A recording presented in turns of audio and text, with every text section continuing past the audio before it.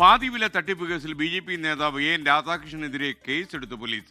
പണം വാങ്ങിയിട്ട് സ്കൂട്ടർ നൽകിയില്ല എന്ന പരാതിയിലാണ് ഇപ്പോൾ കേസെടുത്തിരിക്കുന്നത്.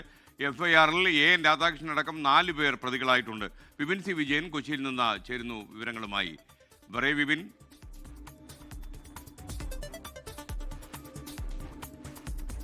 SKN പാതിവില തട്ടിപ്പിൽ നിരവധി പേരായിരുന്നു അന്ന് ആ തട്ടിപ്പിന് ഇരയായത്. അതിലിപ്പോൾ എൻ രാധാകൃഷ്ണനെതിരെ കേസെടുത്തിരിക്കുന്നു. BJP-യുടെ നേതാവായിട്ടുള്ള എൻ രാധാകൃഷ്ണനെതിരെ തൃക്കാക്കര പോലീസ് കേസെടുത്തിരിക്കുന്നു എന്നുള്ളതാണ്. പറവൂർ സ്വദേശിയുടെ പരാതിയിലാണ് ഈ കേസ് എടുത്തിരിക്കുന്നത്.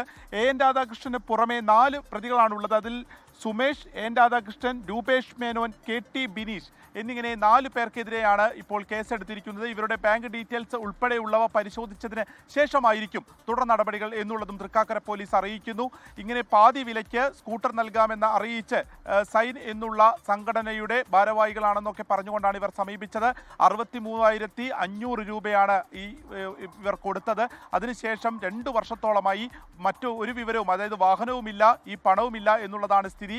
ഇത് കാണിച്ചുകൊണ്ടാണ് പറവൂർ സ്വദേശി തൃക്കാക്കര പോലീസിൽ പരാതി നൽകിയത്. ഇവരുടെ ചെങ്ങമ്മനാടുള്ള വീട്ടിൽ വെച്ചായിരുന്നു പണം നൽകിയത്. ഇങ്ങനെ തൃക്കാക്കര പോലീസ് ഇപ്പോൾ 4 പേർക്കെതിരെ കേസെടുത്തിരിക്കുന്നു. അതിലെ 2ാമത്തെ പ്രതിയാണ് BJP നേതാവ് എൻ രാധാകൃഷ്ണൻ. ലോകത്തെവിടെയായാലും ഏത് സമയത്തും 24 വാർത്തകളും ഓഗ്മെന്റഡ് റിയാലിറ്റി പാക്കേജുകളും എക്സ്പ്ലെയിനറുകളും വിശദമായി കാണാൻ ഞങ്ങളുടെ YouTube ചാനൽ നിങ്ങൾക്ക് സബ്സ്ക്രൈബ് ചെയ്യാം.